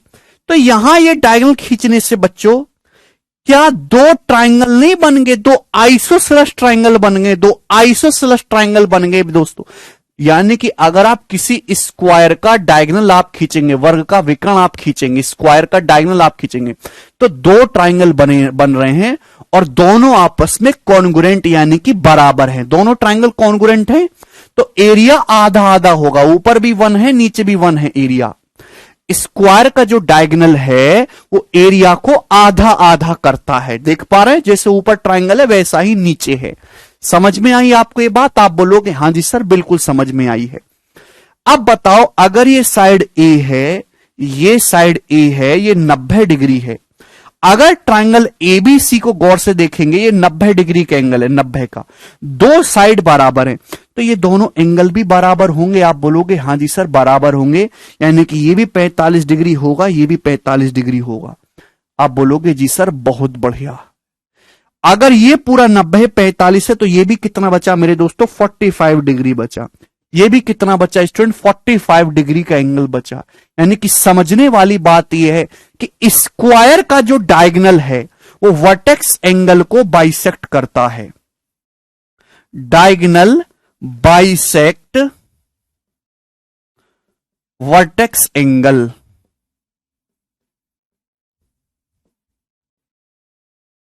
वर्टेक्स एंगल का मतलब जैसे ये यहां पे एंगल बनना ना वर्टेक्स पे 90 डिग्री, तो जब आप विकर्ण खींचते तो बाइसेक्ट का मतलब आधा आधा कर रहा है, 45 डिग्री, आधा आधा कर रहा है, 45 डिग्री। स्क्वायर का जो डायगोनल है वो बाइसेक्ट करता है स्टूडेंट, आधा आधा कर रहा है, 90 का हाफ हाफ कर रहा है, 45 डिग्री। समझ में आया सभी को? कोई दिक्कत? Diagonal bisect vertex angle.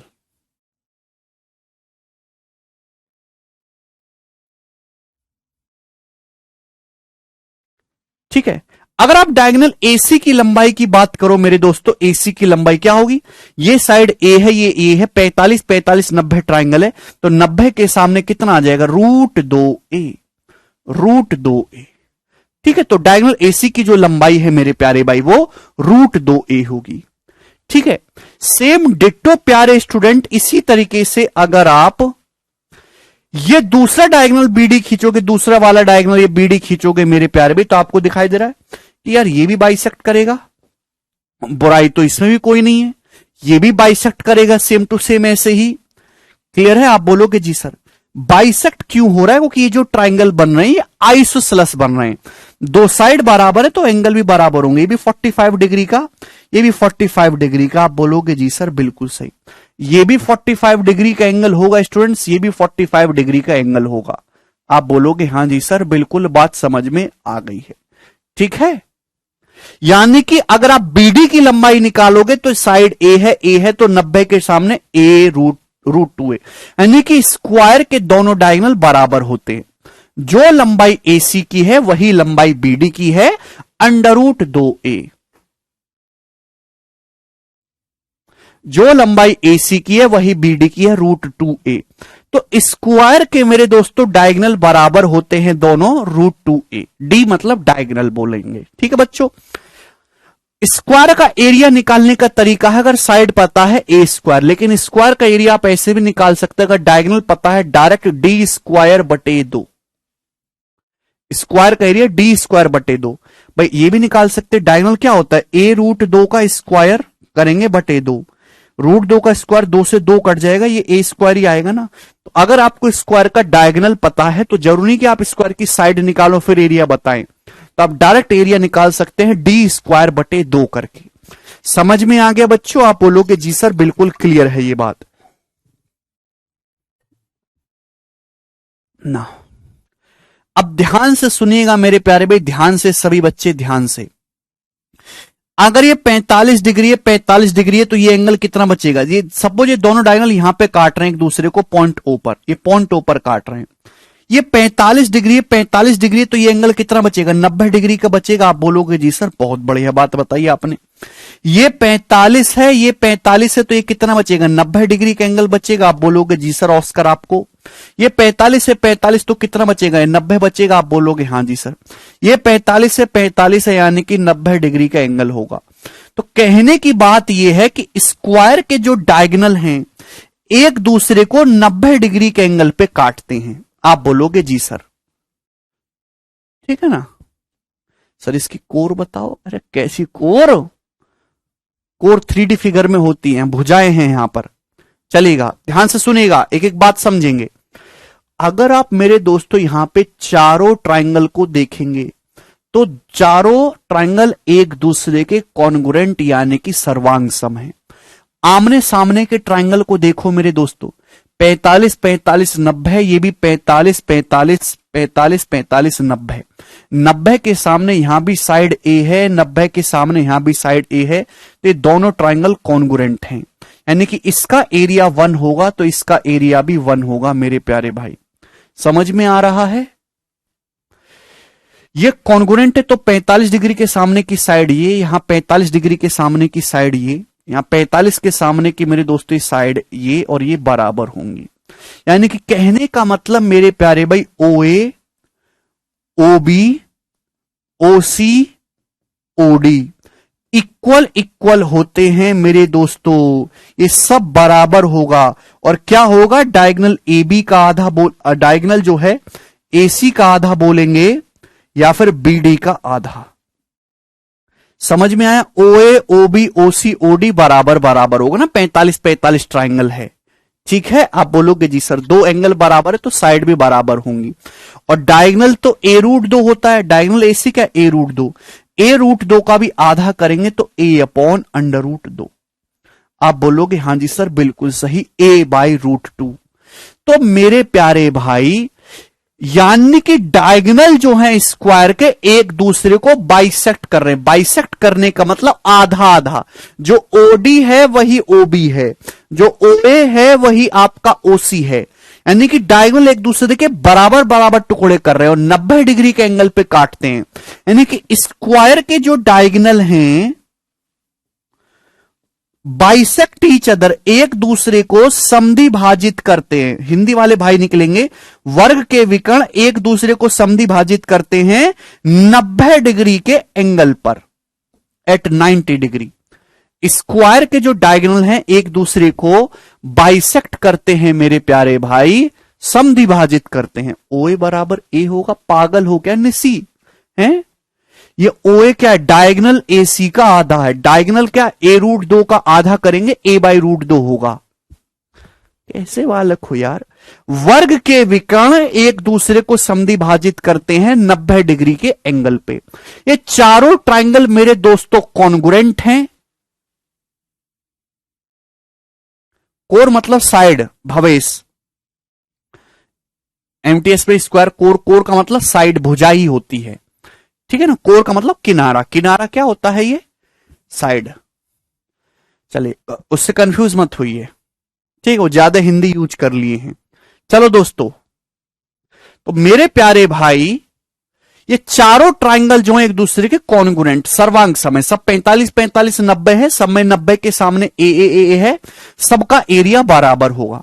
तो यानी कि स्क्वायर का ट्राइंगल, स्क्वायर के डायगोनल खींचने पर जो चार ट्राइंगल बनते हैं, इन चारों ही ट्राइंगल का एरिया बराबर होता है, चारों त्रिभुजों का क्षेत्रफल बराबर होता है, ठीक है ना। हिंदी में भी लिखते रहना, मैं बोलता जा रहा हूं। Diagonal bisect each other at 90 degree, वर्ग के जो विकर्ण हैं एक दूसरे को 90 डिग्री पर समद्विभाजित करते हैं, ठीक है।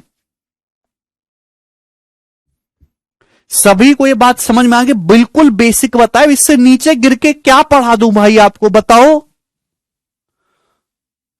स्कूलों में भी स्क्वायर पढ़ाया जाता है, छोटी छोटी क्लास में, वहां भी नहीं बताते हैं ऐसे ऐसे ऐसे खींच देंगे ये स्क्वायर है,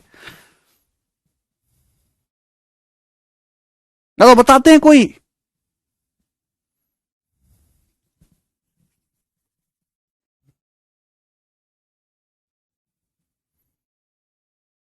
हाँ जी। तो स्क्वायर के जब आप डायगोनल खींचेंगे तो चार ट्राइंगल बनेंगे, चारों बराबर है मेरे दोस्तों, सबका एरिया इक्वल है।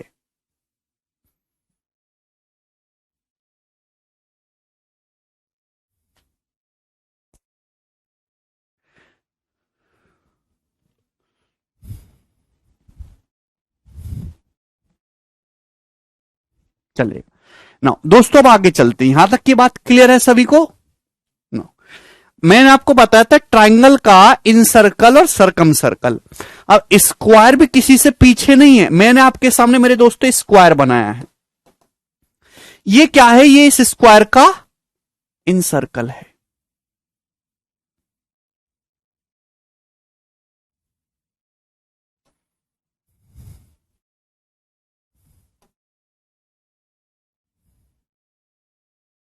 हम्म,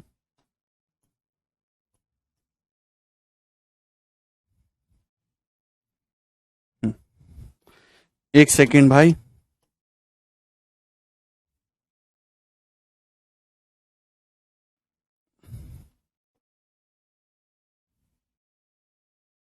चलेगा। तो मेरे दोस्तों आपके सामने ये बनाया गया है एक स्क्वायर, ठीक है ना। आप बोलोगे जी सर बहुत बढ़िया गोरा स्क्वायर आपने बनाया है। स्क्वायर है ABCD, ये वर्ग है, ABCD नाम है इसका। तो एक ऐसा सर्कल मेरे प्यारे भाई, एक ऐसा सर्कल जो स्क्वायर की चारों साइड को अंदर से टच करता हुआ जाए, हम उसको बोलते हैं स्क्वायर का इन सर्कल। तो ये क्या है मेरे दोस्तों? स्क्वायर का इन सर्कल है। मैं कह रहा हूं कि स्क्वायर की जो साइड है मेरे दोस्तों A है, स्क्वायर की साइड A है। तो आप मुझे बताओ इस इन सर्कल की रेडियस क्या होगी? स्क्वायर के इन सर्कल की रेडियस क्या होगी? स्क्वायर के इन सर्कल की रेडियस क्या होगी प्यारे भाई? इस स्क्वायर की जो साइड है वो A है। आप बोलोगे जी सर यहां कोई भेदभाव नहीं हो रहा, सब सिमेट्रिक है। तो मेरे दोस्तों ये इस सर्कल का डायमीटर है। आप बोलोगे हां जी सर गोरा डायमीटर है इस सर्कल का। ये इस सर्कल का डायमीटर है दोस्तों, ये 90 डिग्री है। आप बोलोगे हां जी सर ये भी 90 डिग्री है। तो भैया जो इस सर्कल का डायमीटर है मेरे प्यारे भाई, वही दोस्तों इस स्क्वायर की साइड, अगर स्क्वायर की साइड A है तो डायमीटर की तो बराबर है। यानी कि कहने का मतलब यहां पे अगर मैं कहता हूं कि सपोज इस सर्कल का सेंटर यहां है O और इस सर्कल की दोस्तों रेडियस R है, यहां से यहां तक की रेडियस R है, तो इस सर्कल का रेडियस R है, डायमीटर क्या होगा 2R होगा। वो स्क्वायर की साइड की तो बराबर है, यानी कि यहां से R कितना आएगा A/2। तो कंसेप्ट है मेरे प्यारे भाई, स्क्वायर के इन सर्कल की जो रेडियस होती है R बराबर A/2, A/2, A/2। आप बोलोगे जी सर बहुत बढ़िया, एक पैसे की तकलीफ इसमें नहीं है।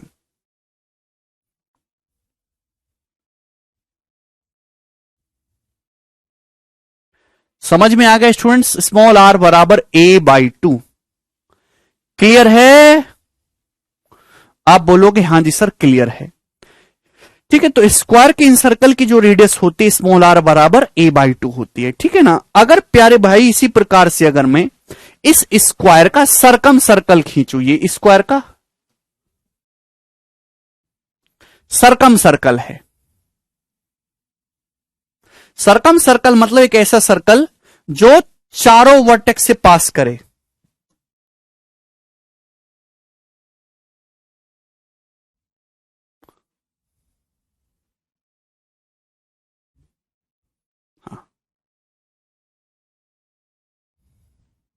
ये स्क्वायर का मेरे दोस्तों क्या है? सरकम सर्कल है। सरकम सर्कल मतलब एक ऐसा वृत्त जो स्क्वायर के चारों वर्टेक्स, चारों कोनों से पास करे। याद रखोगे ना, मुझे लिखना पड़ेगा ना, फिर डाउट आता है बेसिक से नहीं बताए हैं, है ना। सरकम सर्कल, ये स्क्वायर का सरकम सर्कल यानी कि परिवृत्त है। आप बताओ इस सरकम सर्कल की रेडियस क्या होगी? रेडियस जवाब दीजिएगा प्यारे स्टूडेंट्स, जवाब। इस सरकम सर्कल की रेडियस क्या होगी? मेरे प्यारे भाई ध्यान से सुनेगा, ये आप मिलाएंगे इस स्क्वायर का डायगोनल, ये है इस स्क्वायर का डायगोनल, ओ से ही पास करेगा।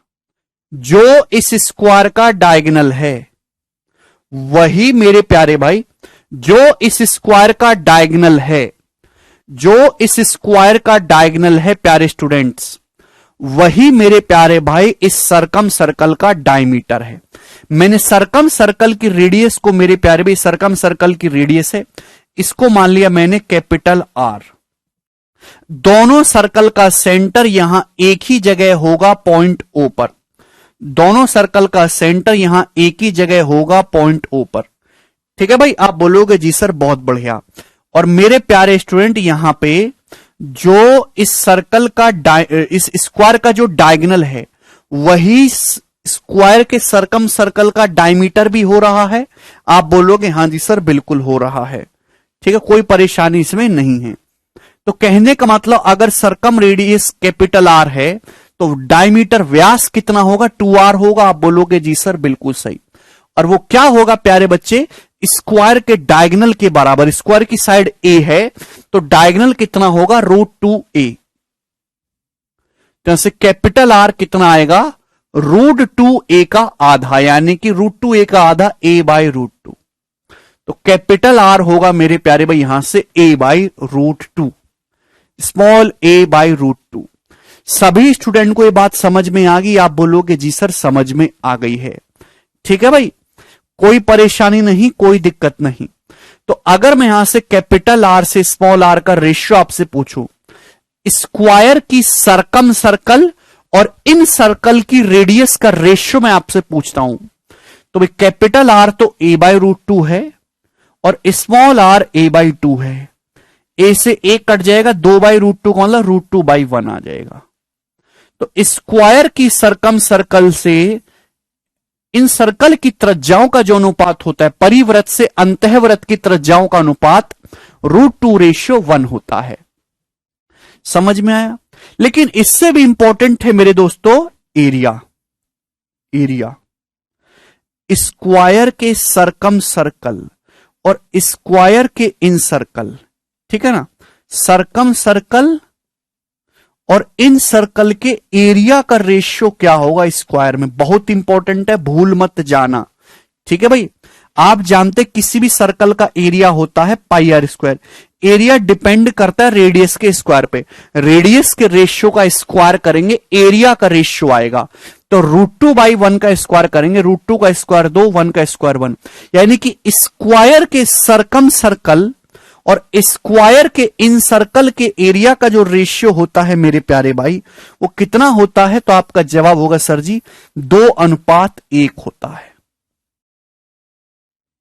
स्क्वायर के सरकम सर्कल और स्क्वायर के इन सर्कल के एरिया का जो रेशियो होता है वो 2:1 होता है।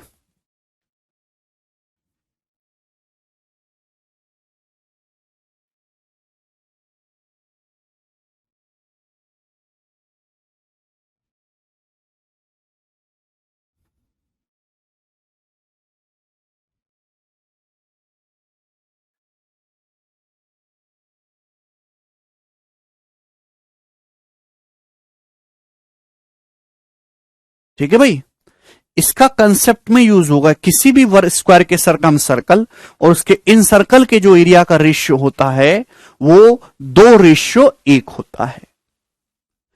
ठीक है भाई, ये चित्र काफी इंपॉर्टेंट है। चलो अब इसके आगे की जो बात है मेरे प्यारे भाई वो करेंगे हम कल की क्लास में।